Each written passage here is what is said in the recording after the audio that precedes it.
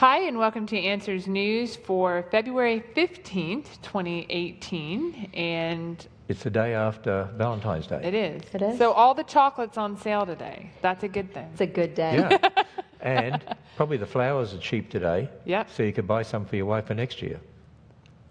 No? Please tell me you got Mally something on Valentine's Day. I gave her a dozen roses. Aw, good job. And you know what happened as a result of that? What?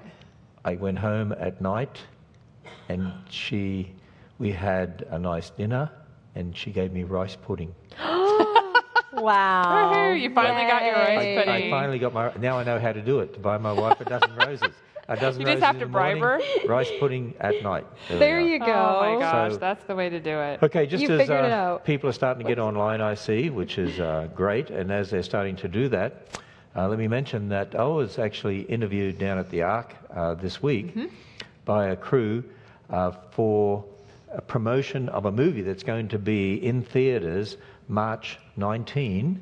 So that's not too far away, actually. A little more than a month. And about a month away, March 19. And I'll show you a little clip about this movie and then explain. It's a documentary. It is an amazing, amazing movie. And I can't Amazing. say that very often, sadly, about Christian documentaries. But this one is very well done. Well, if you Yeah. think of the Avery's out. By the way, we have our token millennial with us, Avery. There she is, our token millennial. People have asked for a millennial in the program. I'm the token middle-aged person, So- which makes you... I'm the young person. So, anyway, I know. I used to watch those BBC documentaries with David Attenborough and used to get so frustrated because Yeah. of beautiful photography of these creatures, all these animals across the planet, and it was all from an evolutionist atheist perspective. And I often said, I wish we could just replace the narration Yeah. with Christian creationist narration. And that's basically what this is. Let me show you just a short clip here.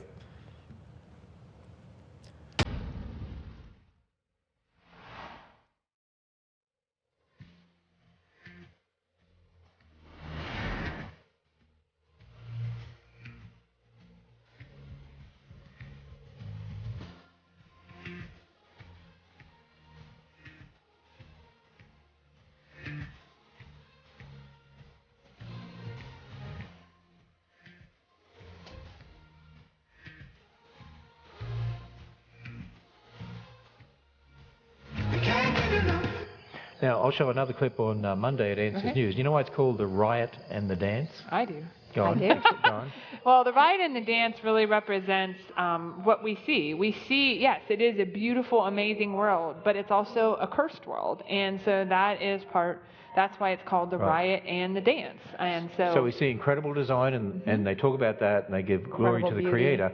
But we also see animals that are killing each other too, but that's part of the fall.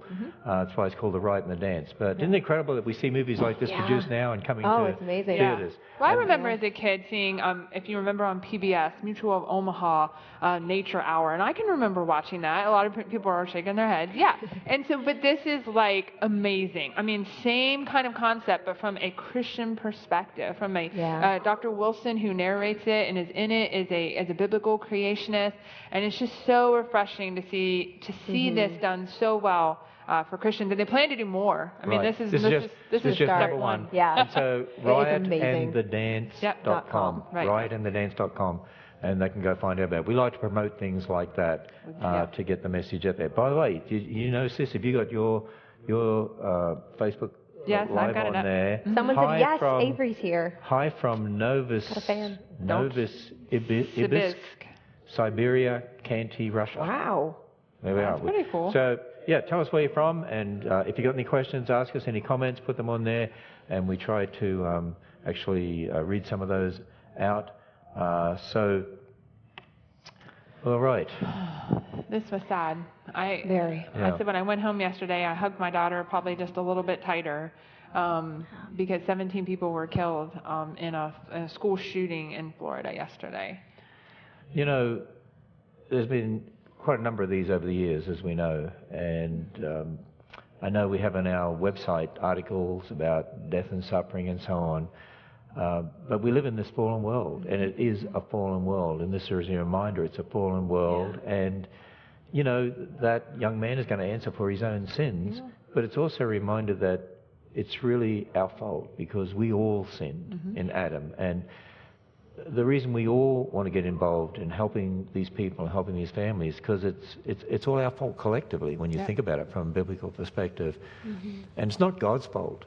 It's man who rebelled against God, and now we live in this sad, fallen world. And what a reminder I put on my Facebook this morning, Jeremiah 17:9, the heart of man is deceitful above all things and desperately wicked. And when you see this, you realize how desperately wicked the heart of man actually is. And our hearts go out to those people. We prayed for them at our staff meeting this morning. Can't even imagine what those families are going through. But we prayed for them this morning. We'll continue to pray, my wife and I, praying for them last night in our own personal prayer time. And pray that many might come to know the gospel, come to know Jesus Christ through this, because it could be a real opportunity for that to come as a result. Something I've said before when we've talked about some of these tragedies that have happened is remember the Tower of Siloam in the Bible, and it fell on people, and there were a number that were killed. Was it 18 killed? And then Jesus said, were they worse sinners than others that they should die? And the answer is no. But you know what his answer was? His answer was, but repent. In other words, it's a reminder that death is going to come to everyone because all have sinned and come short of the glory of God. It's appointed unto man once to die and then the judgment. So every human being, unless the Lord comes back, is going to die. And it's important to know what's going to happen when you die. In other words, with the Tower of Siloam, it wasn't because they were worse sinners than others that they died at that time. That was their time to die, but everyone's going to die, so make sure you're ready. And that is a reminder for all of us to make sure we're all ready. We've all got our hearts right with the Lord. And even out of this tragedy, I pray it brings many to think about who they are, where they came from, what death is all about, and that the Lord would use this to bring many to himself. So our hearts and prayers go out to the people involved there in Florida. You're in the news again. Oh, I'm in the What's news. new? I'm in the news again. Well, people will probably remember, those that have been watching this program and been following us on the website and news media across the nation, that I was actually invited to speak at the University of Central Oklahoma on March 5 by the Student Association. And they received, the President Student Association received such opposition from the LGBT movement that he decided, because of all the pressure, it was best to cancel. Well, that made it into the news, and I got on this Todd Starnes program, on the Fox News radio program, and he wrote about this as well on his blog and Twitter and so on. And a lot of people actually called the University of Central Oklahoma. I think the president got a lot of phone calls. And it got into news media across the nation. I did a lot of interviews on it, and I know there were some local people, a local pastor, Paul Blair, down there near the university, who was able to do a lot of interviews as well. But anyway, as a result of all that, I think the state legislature got involved and wanted to know more about it. And I don't know what else went on behind the scenes. All sorts of things probably went on behind the scenes. But the president now has re-invited me, and this is at the president's invitation now. The president of the university graciously invited me to speak March 5. From 3 o'clock to 5 o'clock, a different time, which actually is better because the students are there then. Right. But it's from 3 to 4 is to give a presentation, and I'm taking Georgia with me, Dr. Georgia Purdy. That's how I got in this too. So she's going to be the PhD scientist with me. Awesome. And so both of us are going to be there, and we'll give half an hour each. And then we'll be there for a 45-minute question time, and I'll defer to Georgia for as many questions as I can. That's how it always goes. No, we'll share the question time as well. And then you're still speaking at the church that evening, correct? I'm still speaking at Fairview Baptist Church that evening because that was going to be the alternative to me speaking at the university. Well, now the university's invited me back, and it's going to be at a different time, which enables me to still do the program at the church. So it worked out well. It's going to be a busy afternoon, a busy evening. It's been a busy day already today. Yes. But it's interesting. Indeed. I noticed on the University of Central Oklahoma website, the president actually put out a statement, Right. and it must be an internal statement. I don't know how to pronounce it. Centralities. I would assume, yes, that's what I would say. And I guess it's a news item from the president's desk. Probably, yeah. And one of the things he said there, before we come, they're actually going to have some discussions on freedom of speech and talk about the Constitution and the First Amendment.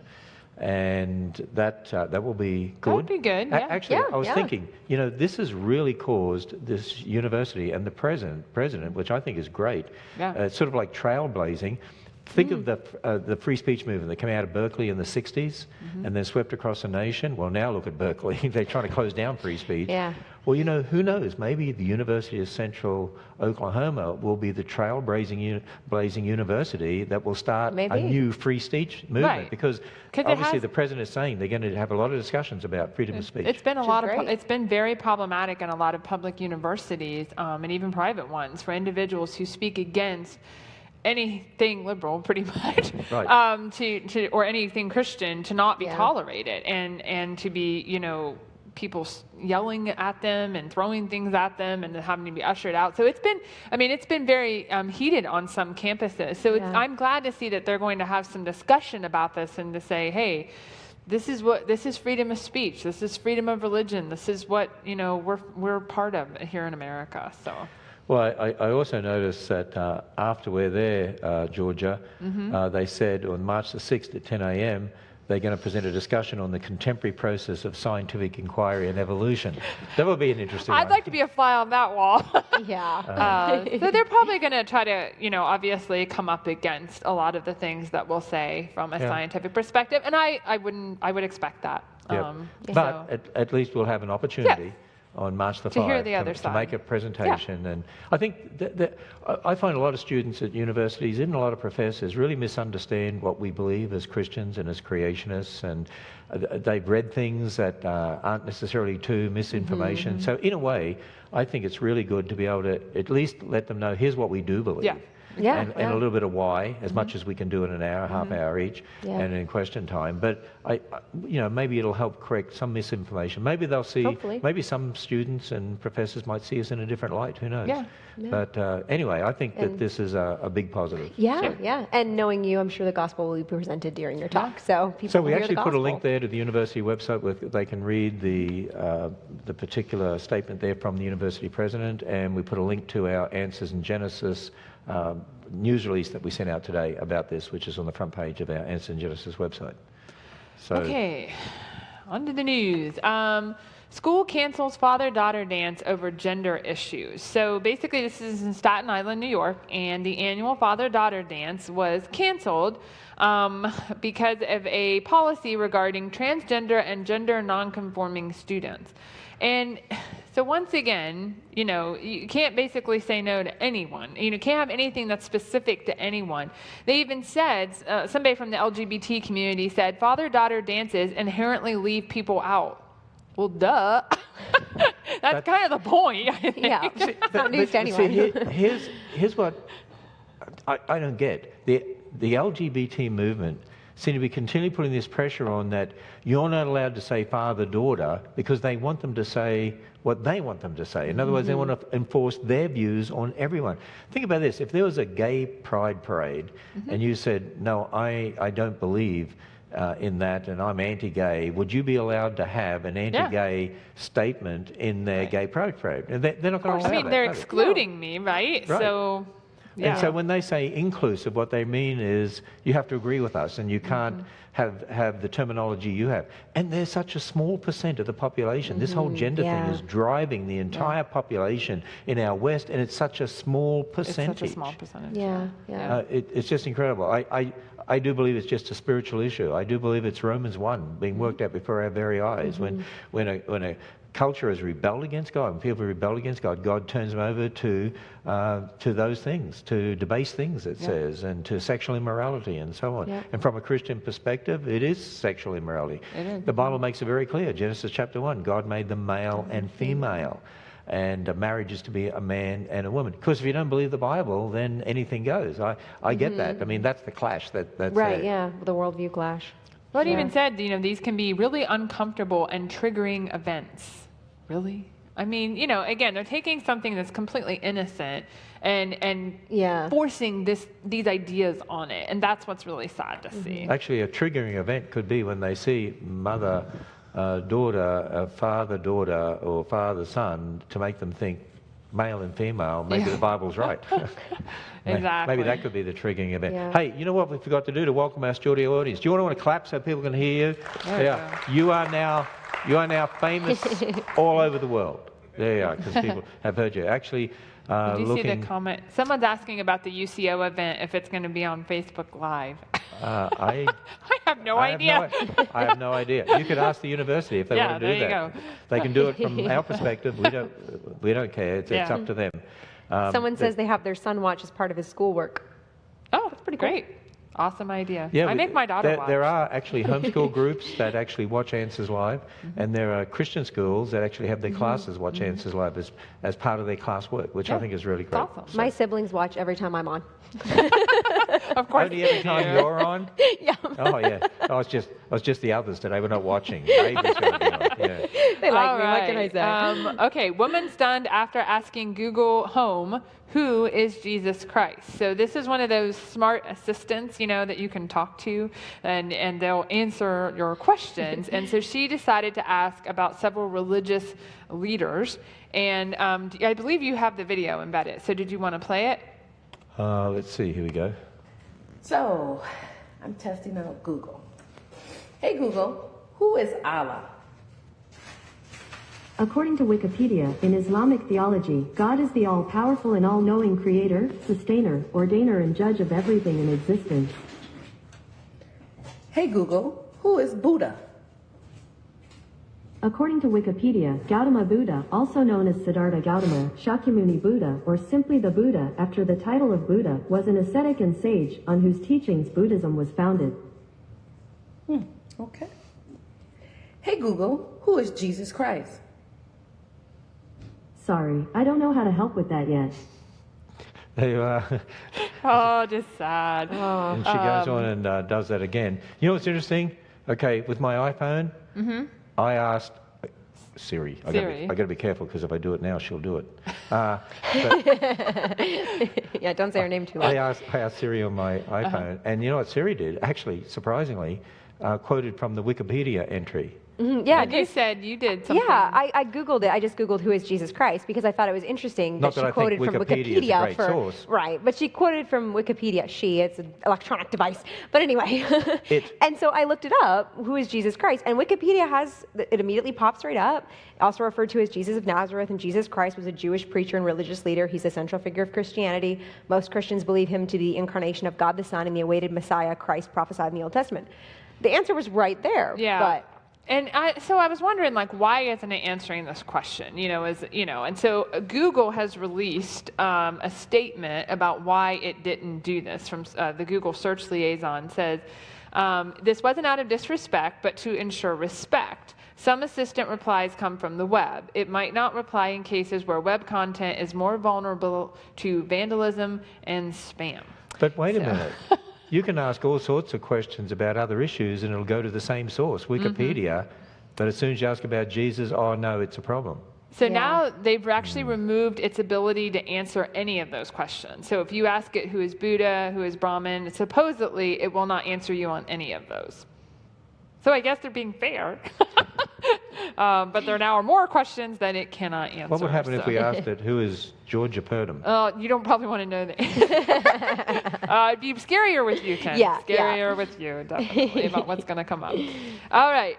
Teacher fired from job after answering questions about her biblical views. So this is in the UK, and a teacher was in a conversation with students, and they asked her a series of questions about her Christian beliefs, including her view on homosexuality. So this was the students asking the teacher. So the teacher replied and got fired for it because of how she answered the questions. Yeah, and it's interesting. It also says here that the teacher was reported to the government's anti-terrorist watchdog as a radicalization threat. And just for answering questions about her this Christian is faith. in the United Kingdom. In Bristol. It's interesting. In America, because of the First Amendment and the way the Supreme Court has interpreted such in modern times, is that, for instance, in a public school, in the government schools, a teacher can't go in and give their views if they're a Christian and talk about Christianity. But if a student asks, a student-led discussion, they're allowed to do that. But you know what you're finding increasingly in America? Student-led discussions or prayer, if it comes from the student. The Freedom from Religion Foundation, Atheist Group and others are trying to shut that down. So they're trying to make what happened right here in England happen here in America increasingly. So we've got to get people in America waking up to the fact that we have to stand up for our freedoms. In fact, I was on the Todd Starnes Fox Radio just before I got on Answers News today, and talking about the reinstatement of the presentation I'm giving at University of Central Oklahoma. And one of the things he said was, because he has a lot of people listen to that program, and a lot of people on his Twitter and blog, and he encouraged everyone to call the president of the university. And I know that they got lots of calls because of that, and to put pressure on. It just shows we've got to stand up for what's right. And we've got to get people in this nation not just sitting back and just letting their freedoms be eroded. The Freedom from Religion Foundation, they're in the news almost every day. They go into these little towns and other places, and they'll find a Christian symbol, or they'll find a Bible verse or something in a school or something, and then they bully them and threaten lawsuits, and then they take them away, and they're trying to impose their religion of atheism all through the country. So we have got to wake up in America and stand up for what we believe and stand up for our rights. What I thought was interesting in this article is she took this to court, and then the tribunal, what they found was that she was dismissed, quote, because she allowed herself to be drawn into a discussion where she expressed personal religious views. So they're basically saying you weren't fired because of your Christian religion or your Christian beliefs. You were fired because you talked about them. And exactly. It's like, but if they'd asked her for her opinion on gay marriage and she stood up and said, oh, it's wonderful and it's great, they wouldn't have cared that she expressed her personal belief. Or if they said, what do you think about atheism? And if that person promoted atheism, there's no God, and we should throw the Bible out, that'd be allowed. What if they were asked about the Muslim faith? They probably wouldn't have cared. No. Because there's so many Muslims now in the United Kingdom anyway, and many in positions of power in different places. But if she'd have really endorsed that religion, probably nothing had been done. But because it's Christianity, doesn't that remind you, really show you it's a spiritual issue? It's a spiritual battle. And you can have, and what gets me, and what I think of when you say that is, you're allowed to have your beliefs, you're just not allowed to make them public. I mean, you're allowed to have private beliefs. Keep it in your own head. But they can't be public things that you talk about. We're having the same battles here in America, like the issue with the baker that's before the Supreme Court right now, and there are other issues like that in America.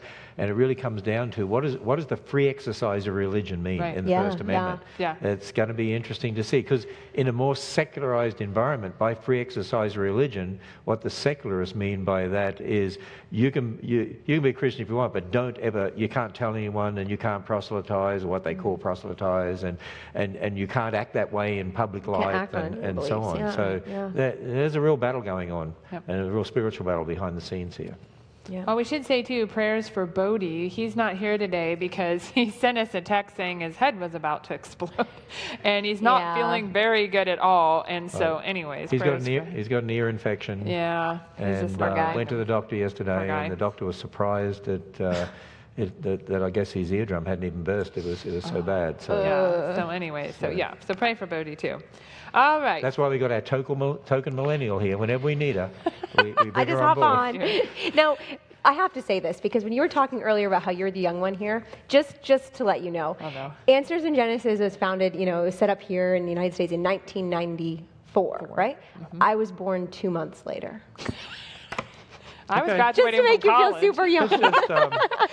Just to make you feel old. Okay, let's just get on with Okay, Answers News here. All right. Female rabbi publishes the single stupidest piece on biblical Adam and Eve ever written. It's not close. And I really would agree with such a harsh title, but I think it actually applies in this case. And Avery, you wrote some on this, so I'll let you. I actually think that's sort of really a conservative look at it. Yes. Probably. Yeah. Oh my goodness. Okay, so this female rabbi and professor of psychology wrote a piece that this person. She's in Birmingham, Michigan. Yes. Yeah. Ben Shapiro is the one that wrote this. He describes it as the single most illiterate piece ever written on the biblical story of Adam and Eve. And I've read a lot of things about the biblical story of Adam and Eve that are really bad. this is the worst. It tops it. I would agree. The I've never central I've never thesis- read anything like this. Oh, it's horrible. The central thesis of this article is that Eve is the first person as part of the Me Too movement. So basically the movement of trying to bring attention to women being sexually harassed and assaulted. This woman claims that the story that begins the Bible, the founding story of man and woman upheld for thousands of years, is actually the first story of the first sexual assault of a woman. The woman's name is Eve, and the perpetrator, God. I mean, that's a direct quote from the book. That is a direct quote from her article. That it's actually a story of the first sexual assault. She goes on and she says, here, this is a quote. I want you to think about this. Here is a young, beautiful, intelligent, naked woman living in a state of grace. She's hungry, so she does the most natural thing in the world and eats a piece of fruit. And That God told her not to eat. She's like, for following her instincts, for trusting herself, for nourishing her body, she's punished. Like, has this woman even read Genesis 3? Like, No, I don't think she has. Like, she maybe like heard it in Sunday school when she was like 6, and she's relying on her memory or something. Like, my gosh. this is ridiculous. And she like, she says she- her punishment, she will never again feel safe in her nakedness. She'll never again love her body. She'll never again know her body as a sacred place of sacred sovereignty. I mean, this is nuts. Well, she even says that this woman says that Eve was silenced. I'm like, have Yeah. you read scripture? She responded to God. She wasn't silenced. Well, she also says this, direct quote, the founding myth of Judeo-Christian religion, the story of Eve, granted generations of men permission to violate women. It teaches us that women are liars and sinners. Actually, you know, first of all, the Bible says with Adam came sin. Yep. Yeah. Because Adam was given the instruction not to eat the fruit of the tree. Eve was deceived, but Adam sinned, and the penalty for sin is death. it's death. It's not to not love your body. Like, that is not the penalty for sin. I mean, all this stuff that she's talking about, it's all just made up. It's just this It's fairy tale. This Me Too movement she's trying to insert into Genesis, would you believe? But here's the interesting thing. In one of her quotes, she says that Eve, our first mother, whose name means the mother of all living well, she says the mother of all living things, and that's not true. It's the mother of all the living. Yeah. But you know, she sort of takes part of it because the Bible actually says Eve was given that name because she was to be the mother of all the living. She takes that a little bit literally, but the rest of it you don't take literally. But she even misquotes that. And she just completely ignores Adam as if he doesn't even exist. Like, there's no mention of Adam. Well, and I suspect to her men don't exist. Well, and I always say, you know, a lot of times people say, oh, if the woman hadn't, you know, ate from the tree, it's all her fault. And I'm like, read scripture. It's Adam's. It's I'm Adam's like, that's who it gets attributed to because he was the leader of the home, the leader of the family, and he knew exactly what he was doing when he ate. Listen to what she also says in the book. Eve is with us. And she who was lost to us long ago is here with us now, marching in the streets, testifying, raising her voice at last. Eve, our blessed mother, is saying, me too. I mean, Garbage. Yeah. It was just a terrible piece. And she says in here that she calls God a man-made figurehead of the patriarchy. He's not my God. He's a fiction, a man-made myth. Then she goes on to say that we need a compassionate God who sees us as, you know, whatever. And it's like, well, she doesn't have the God of the Bible. She's got this God that she's made up in her own head that she doesn't. Sounds to me like she's angry at the God of the Bible. That's what it sounds like to me. Yes. Yeah. And she's shaking her fist at the God of the Bible. Yeah. Well, I'll tell you what, it's amazing, the stuff. Crazy. You think you've read it all or Yes. heard And it you read all that. until you hear this Yeah. next thing. And Then you're like, okay. Okay, Walgreens' new policy welcomes men into women's restrooms. So here we go again. More and more places are now allowing basically whoever wants to go into the restrooms and based on, you know, whatever they feel like. didn't that this happen day. with Target? It did, yes. And this is a news item from the American Family Association. People can go to the link there. And because of the Target situation, they started a petition. And actually, Target lost a lot of business over that. Yeah, they did. Their sales And you know dropped what? They've got a petition for Walgreens too. Yeah. So- Well, and what's, you know, when I read this, Walgreens said, all individuals have a right to use restroom facilities that correspond to their gender identity. And I'm like, well, I also have a right. What about my right that means I don't feel safe anymore in the restroom because I don't know who's in there? I mean, what about my rights? I mean, See, this That's is the another thing. example of them imposing their views on everyone and not allowing others to have I have a their right to views. feel safe, and that's gone now. And so Yeah. you can talk about rights all you want, but by doing this, you're definitely squelching other people's rights. And they do say that dozens of women and children have been victimized by male predators inside Target stores, and I did some fact checking on that. It is true. There have been quite a few men that have been charged with filming women and girls inside fitting rooms and restrooms in Target. So you check that out. I checked that Let me out. ask you a question. Why haven't I seen that in the news anyway? Why do you think? Because they don't want you to know, do they? We know why. The secular media Yep. doesn't want you to know. Yeah, that's what I thought. Well, let's see. And I had to do a little searching, but I found supporting evidence for that, and I thought, man, shouldn't have to search this hard for it. All right, we'll end on a good high beat here, okay? SpaceX launches its powerful Falcon Heavy rocket for the first time. So this is a great example of really good observational science in the present. This was launched from Cape Canaveral, Florida, the largest, heaviest rocket ever to go up basically into space. And it's really cool. Somebody said the two side rockets that provide the fuel for it, they actually came down and landed. I mean, they can land themselves. They don't just crash to the ground. They actually land. On like a launching pad that they wanted them to land on. Like, I was like, how cool is that? And they actually have had a car in there. yes, there's a Tesla in space now that's just out beyond Mars. Like, how cool is that? It might land on Mars, and the Martians will have a They'll car. have a field They could day. drive There in we those go. canals on Mars. They can build roads now. They can just don't build have to have roads it now. now. Off-roading, Hey, awesome. Do you know the thing that really hit me about this, and I think this is a really important point. It's a good point to end on too. Doesn't matter whether you're an atheist or whether you're a Christian, you can use observational science, your five senses in the present, to develop technology, right? And you can look at SpaceX launching here, and I'm sure not everyone who worked on that was a creationist, right? Right. But that's the point. Observational science, that's what we've been emphasizing. That's what builds technology. But when it comes to talking about the origin of Mars, that's totally different. Right, yeah, That's historical science. And that's what the secularists and the evolutionists refuse to acknowledge. There's a big difference between talking about origins and talking about what you can do with your five senses in the present to develop technology. Yeah. So So this all right. paves the way closer towards people being able to go to Mars. And this is like a privately owned company, so if you've got enough money, you might be able to go to Mars someday.